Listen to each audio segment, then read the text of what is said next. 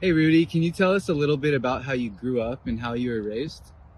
Well, really, it's hard to say because growing up was you were on your own, and being living in foster homes, you learn from the streets. Actually, you're always on the defense because you had to always.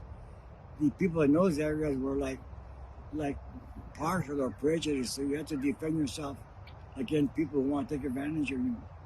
You raise yourself. Actually, there was no really manners, and that's the reason why people join gangs in those days because that's what you had, and that's how you survive, knowing the how to affect in the street what you can get and what you can get, and of course you do a lot of other things that are really against the law Yeah, for yeah. survival, getting money and stuff like that, you know, booths selling at that time during the first part of the world, we used to sell ration stamp black market for gas and sugar and stuff like that.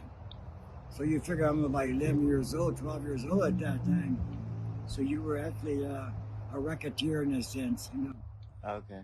working for somebody else. You were the kid who got away with it. It was really against the laws what you were doing, and you Yeah. didn't know it because that's the way you were taught to survive.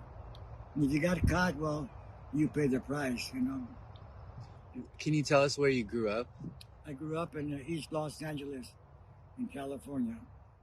Can you tell us about how you got away from the gang activity to put your life on a better path? Well, yeah, in 1948, I started seeing things that were getting pretty hard. In fact, started carrying a gun and assaulting a gang. Went into this shed where the gang was hanging out. We went in with guns and rifles, kicked the door open, and said, "Hey, you guys want to fight? Here we are." And they said, "No, we don't." So we got back and took off on a car with no top on it. Then it dawned on me, that was pretty close, pretty close. I got to do something out here. So I said, you know what?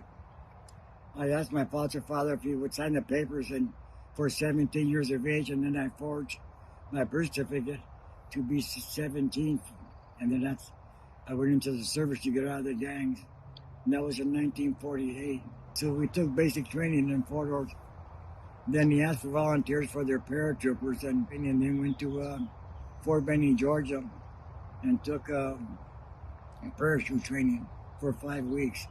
So that's where I started learning how to be a soldier and be good, and do things the right way on there.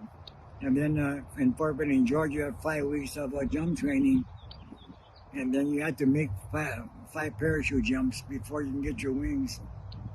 And then from there went to Fort Bragg, North Carolina, where I was stationed. Really, I grew up in a sense in the service. When you stop and think about it, Mhm.